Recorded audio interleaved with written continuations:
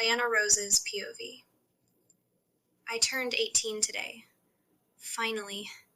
An adult. At least, on paper. Damon's first words to me this morning were exactly what I expected. You're finally 18, Diana. An adult.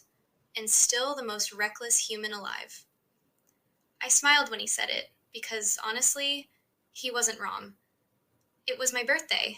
My 18th birthday. And for one single day, I wanted to feel normal. No vampires, no witches, no curses, no danger. Just me, Diana Rose, a girl who loved art, history, and freedom. Stefan gave me the latest designer bag. Damon gave me a ridiculous amount of cash. And, of course, he left a note with it. Spend it fast. You won't live long enough to save it. Typical Damon. But behind every joke, there was fear. Last night, Stefan reminded me again. You're still human, Diana, and that makes you a walking target. One scratch, one bite, one wrong move, and it could all be over. Another lie.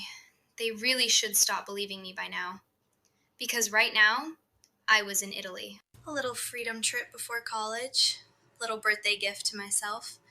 But freedom in my life always came with strings. Or more accurately, constant phone calls. My phone rang. Stefan. I smiled before answering. Hey, brother. His voice was serious. Too serious. Diana, you need to come home. Now. I sighed and rolled my eyes. Please, just 10 more days. There are some art galleries here I really want to see. That's all. Then another voice came through. Damon. Sharp, annoyed, dangerous.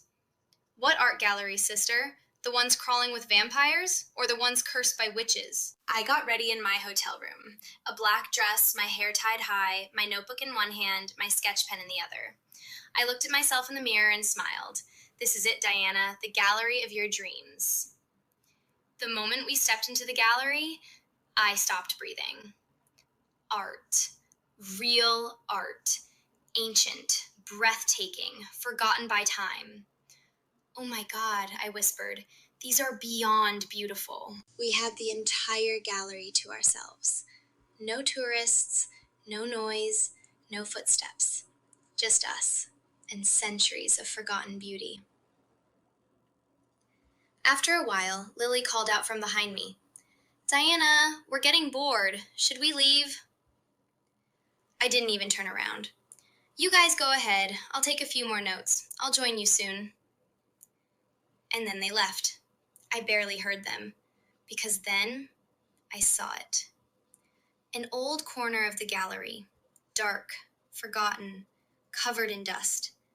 And there, almost hidden in the shadows, was a single painting. A faded sign hung beside it. Do not touch. I stared at it. Then I smiled. Right, like that ever works. I reached out slowly. My fingers brushed across the old frame. And then something clicked. The wall beside the painting shifted. A hidden panel opened, and behind it was a narrow door. Words were carved deep into the wood in old gold letters. Cursed paintings, no entry. My mind screamed at me. Diana, no, you are not going in there. Damon will kill you. Stefan will kill you twice. But my curiosity was louder, much louder. I pushed the door open. A staircase stretched downward into darkness. The deeper I went, the quieter everything became. Just silence. And beneath that silence, something else. A soft hum. Like power. Old power. I froze, pressed my back against the cold wall, and slowly I looked around the corner. A grand hall opened beneath me. Black crystal chandeliers, velvet banners, golden thrones. This was the Black Syndicate, the supernatural mafia. The previous king had died, and now they were choosing a new one.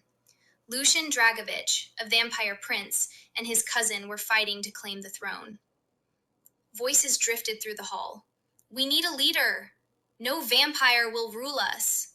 The old bloodlines must be protected. Then someone stood and announced loudly, "There is a man, a legend, Klaus Michelson." Klaus Michelson. I already knew that name. Damon and Stefan hated him. They warned me never to go near him.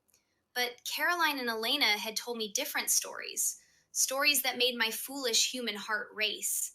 I already had a secret crush on the legend of Klaus, and this was the first time I would see him in person.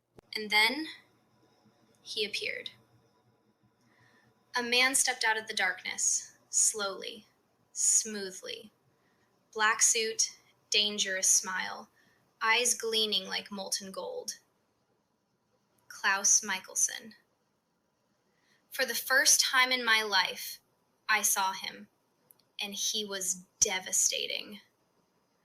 Devilish handsome, lethal, commanding, beautiful in the way storms are beautiful. Lucian lunged at him, fast, deadly. The Klaus moved faster. In the blink of an eye, he ripped Lucian's heart from his chest. Lucian's body crashed lifeless to the floor. Then Klaus walked to the grand golden throne, sat down, and became the new king of the Black Syndicate. Damon, Stefan, forgive me. Because tonight, I fell. And I had no idea that falling for Klaus Michelson, the new king of the supernatural mafia, would be the most dangerous thing I had ever done. To be continued.